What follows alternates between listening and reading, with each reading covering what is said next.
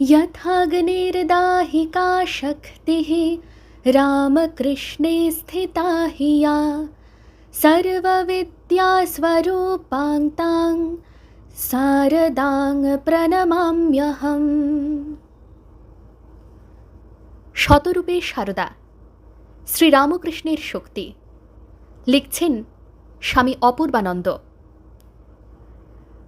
আদ্যাশক্তিকে অসম্মান করলে যেমন মানুষ নিজের চরম অকল্যাণ ডেকে আনে, তেমনি আবার তিনি প্রসন্ন হলে মানুষ পরম কল্যাণ ও শ্রেয় লাভ করে ধন্য হয়। সৈষা প্রসন্না বরদা নৃণাম ভবতি মুক্তয়ে। তিনি প্রসন্ন হলে মানুষকে চরম পুরুষার্থ লাভের অভীষ্ট বর প্রদান করেন। শ্রীরামকৃষ্ণ তার অন্তরঙ্গদের সে বিষয়ে অবহিত করে দিয়েছিলেন। শ্রীরামকৃষ্ণ তখন কাশীপুরে অসুস্থ। যোগীনমার মনে বৃন্দাবনে গিয়ে তপস্যা করবার বাসনা হল। তিনি একদিন তা শ্রীরামকৃষ্ণকে জানালেন। শুনে শ্রীরামকৃষ্ণ খুব আনন্দ প্রকাশ করলেন। বললেন, তুমি বৃন্দাবনে যাবে? বেশ হবে, যাও, সব সেখানে পাবে। কিন্তু পরক্ষণেই শ্রী মাকে দেখিয়ে বললেন, ওকে বলেছ? ও কি বলে? শ্রী মা তাড়াতাড়ি বললেন, যা বলবার তুমিই তো বললে, আমি আবার কি বলবো? শ্রীরামকৃষ্ণ সে কথা শুনেও শুনলেন না। যোগীনমাকে বললেন, ওগো বাছা, ওকে রাজি করিয়ে যেও, তোমার সব হবে। দক্ষিণেশ্বরে শ্রীরামকৃষ্ণের সেবক লাটু, অর্থাৎ পরবর্তীকালে স্বামী অদ্ভুতানন্দ, একদিন পঞ্চবটিতে ধ্যানে বসেছেন। ধ্যান খুব জমে উঠেছে। শ্রীরামকৃষ্ণ পঞ্চবটির দিকে যেতে গিয়ে তাকে ওই অবস্থায় দেখে ডেকে বললেন, আরে, তুই যার ধ্যান করছিস তিনি তো নহবতে ময়দা ঠেসছেন। আরেকদিন শ্রীরামকৃষ্ণের আর এক সন্তান যোগীনকে, অর্থাৎ যিনি পরবর্তীকালে স্বামী যোগানন্দ, তাকে শ্রীরামকৃষ্ণ নহবতে নিয়ে গিয়ে শ্রী মাকে দেখিয়ে বললেন, ওর চরণ ধরে পড়ে থাক, ওখানে তোর সব হবে। লাটু মহারাজ বলেছেন যে শ্রীরামকৃষ্ণ একদিন তাকে বলেছিলেন, দেখ, এখন থেকে যে কোনো জিনিস আসবে সব নহবতে এনে দেখাবি, তারপর সবাইকে দিবি।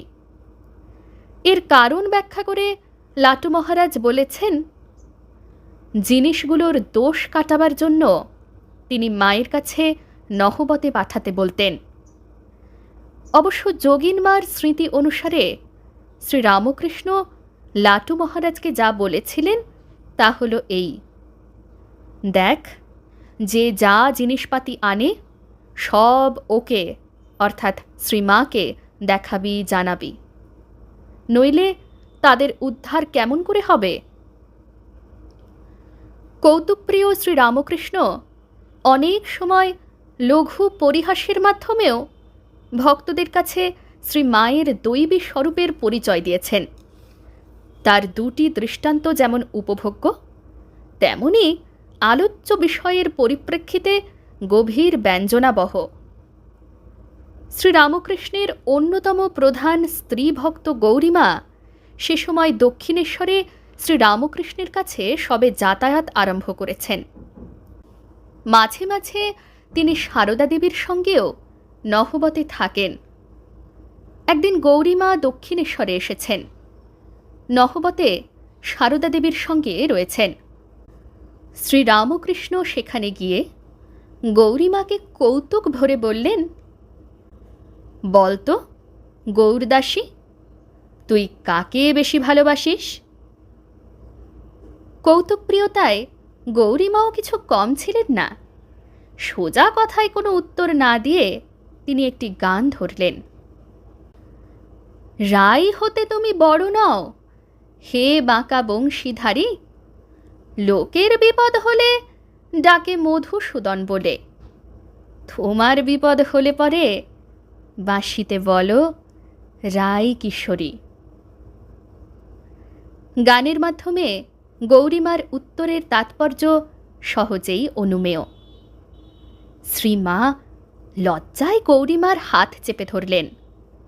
শ্রীরামকৃষ্ণ হার মেনে তাৎপর্যটিকে স্বীকার করে হাসতে হাসতে সেখান থেকে বিদায় নিলেন। অন্য একদিন এক মহিলা অত্যন্ত কাতরভাবে শ্রীরামকৃষ্ণের কাছে এসে জানালেন যে তার বিপথগামী স্বামীর আচরণে তার জীবনে এবং পরিবারে এক ভয়ানক অশান্তি এসে উপস্থিত হয়েছে। তিনি শ্রীরামকৃষ্ণের কাছে আকুতি জানালেন, যদি শ্রীরামকৃষ্ণ দয়া করে কোনো দৈব ঔষধ তাকে দেন, তাহলে তিনি এই বিপদে রক্ষা পান। মহিলাটি সাধক হিসেবে শ্রীরামকৃষ্ণের খ্যাতি শুনে এই প্রার্থনা জানাবার জন্য তার কাছে এসেছিলেন। শ্রীরামকৃষ্ণ সব শুনে মহিলাটিকে বললেন, সেখানে অর্থাৎ নহবতে এক স্ত্রীলোক আছেন, তাকে তুমি সব খুলে বললে তিনি ঠিক ঠিক ওষুধ দেবেন। তার এসব মন্ত্র ঔষধি জানা আছে। এ বিষয়ে তার শক্তি আমার চেয়ে বেশি। শ্রীরামকৃষ্ণের পরামর্শ অনুসারে মহিলাটি নহবতে গেলেন। শ্রীমা তখন পূজায় বসেছেন। মহিলাটি শ্রীমাকে তার করুণ কাহিনী এবং শ্রীরামকৃষ্ণের পরামর্শের কথা বললেন। সব শুনে শ্রীমা বুঝলেন যে শ্রীরামকৃষ্ণ মজা করছেন। তিনি সরলভাবে মহিলাটিকে বললেন, আমি তো কিছু জানি না বাছা, তিনিই ওষুধ জানেন, তুমি তাঁরই কাছে যাও। মহিলাটি শ্রীরামকৃষ্ণের কাছে গেলেন। শ্রীরামকৃষ্ণ বুঝলেন কৌতুক জমেছে, তাই তাকে আবার নহবতে পাঠালেন। করুণাময়ী জননী সরল বিশ্বাসে নিজের অক্ষমতা জানিয়ে মহিলাটিকে বুঝিয়ে সুঝিয়ে পুনরায় শ্রীরামকৃষ্ণের কাছে যেতে বললেন। এইভাবে বারতিনেক যখন শ্রীরামকৃষ্ণের কাছ থেকে মহিলাটি ফিরে এলেন, তখন শ্রীমা পূজার একটি বেলপাতা মহিলাটির হাতে দিয়ে স্নেহপূর্ণ স্বরে বললেন, বাছা, এইটি নিয়ে যাও, এতেই তোমার বাসনা পূর্ণ হবে। মহিলাটি আশ্বস্ত হয়ে পরিপূর্ণ মন নিয়ে ঘরে ফিরে গেলেন। অচিরেই শ্রী মায়ের আশীর্বাদ সফল হয়েছিল। মহিলাটির বিপথগামী স্বামীর শুধু যে চরিত্র সংশোধিত হয়েছিল তাই নয়, তিনি শ্রীরামকৃষ্ণের পার্ষদবৃন্দের অন্তর্ভুক্ত হয়েছিলেন।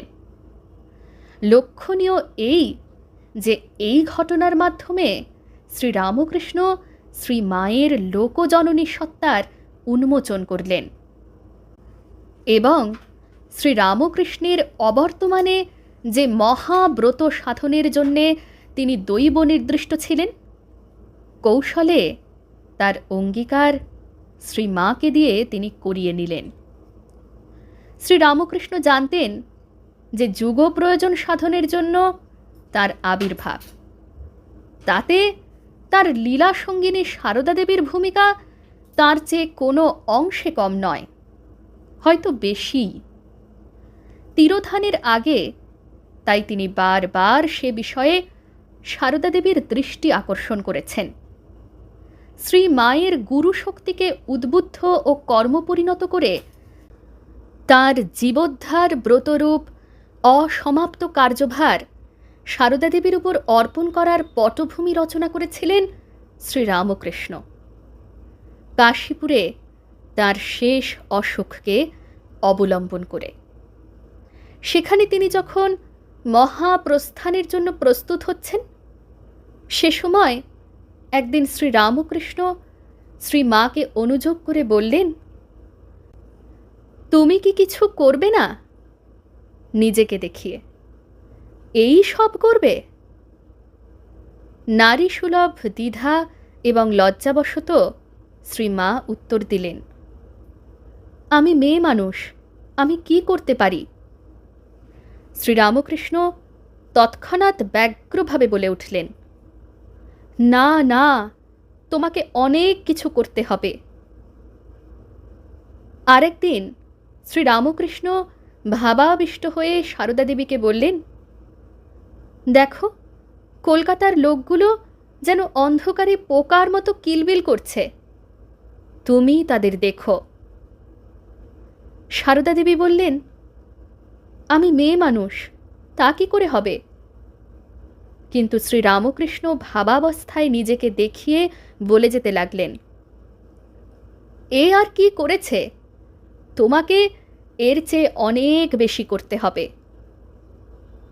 আবার কখনো কখনো এই বলেও সজাগ করে দিতেন, শুধু কি আমারই দায়, তোমারও দায়। পরবর্তীকালে শ্রীমা বলেছেন, যখন ঠাকুর চলে গেলেন আমারও ইচ্ছা হলো আমিও চলে যাই। তিনি অর্থাৎ শ্রীরামকৃষ্ণ দেখা দিয়ে বললেন, না, তুমি থাকো, অনেক কাজ বাকি আছে। শেষে দেখলুম তাই তো, অনেক কাজ বাকি। শ্রী মায়ের জীবনের রহস্যটি শ্রীরামকৃষ্ণ অবগত ছিলেন।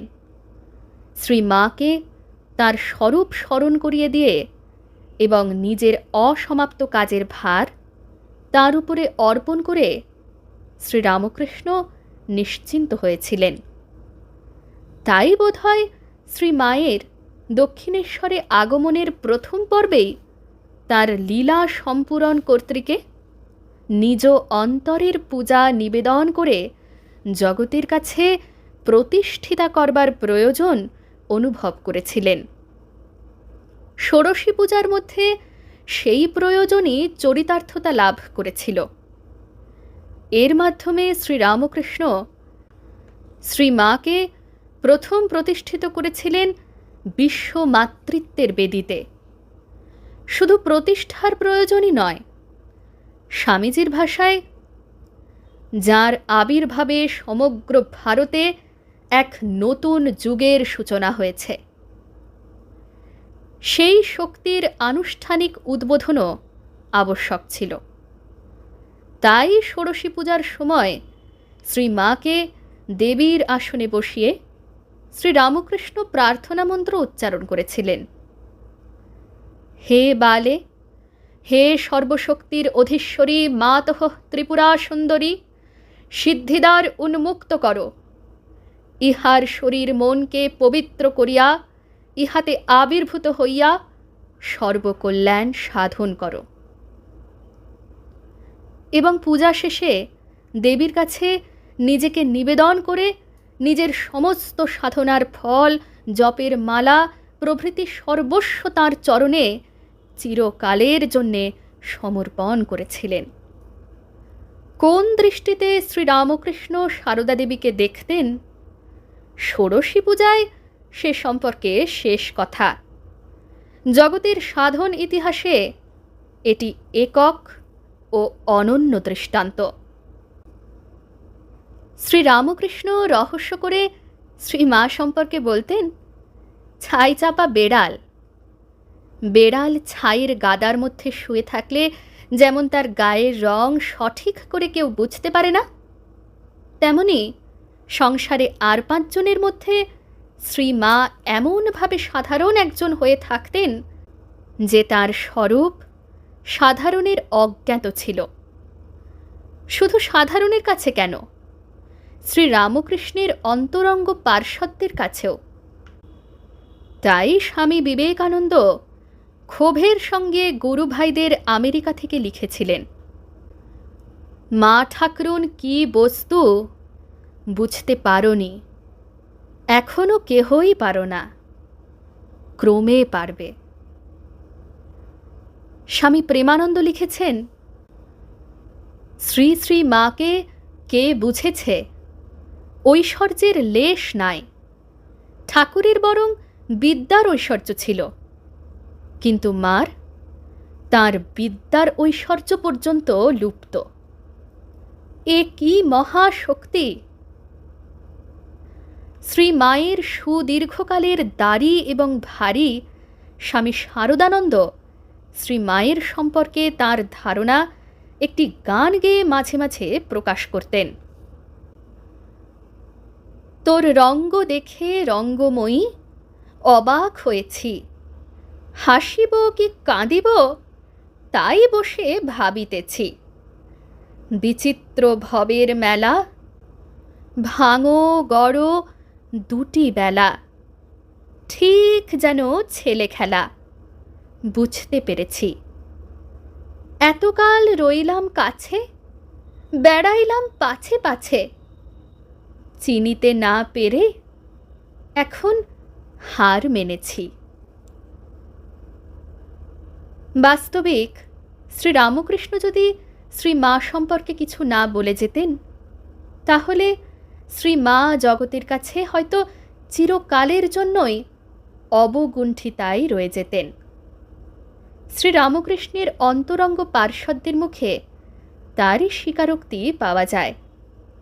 মহাপুরুষ স্বামী শিবানন্দ বলেছেন, কি সাধারণভাবে তিনি থাকতেন, আমরা তাকে কি বুঝব? একমাত্র ঠাকুরই মাকে ঠিক ঠিক জেনেছিলেন। তাই স্বয়ং স্বামী ব্রহ্মানন্দ, যাকে শ্রীরামকৃষ্ণ নিজের মানসপুত্র বলতেন, স্বামীজি যাকে আধ্যাত্মিকতায় নিজের থেকেও বড় বলেছেন, তিনি বলতেন, মাকে চেনা বড় শক্ত। ঘোমটা দিয়ে যেন সাধারণ মেয়েদের মতন থাকেন, অথচ মা সাক্ষাৎ জগদম্বা। ঠাকুর না চিনিয়ে দিলে আমরাই কি মাকে চিনতে পারতুম? জননীং শারদাং দেবীং রামকৃষ্ণং জগদ্গুরুং পাদপদ্মে তয়ো শ্রিত্বা প্রণমামি মুহুর্মুহুঃ। জয় মা।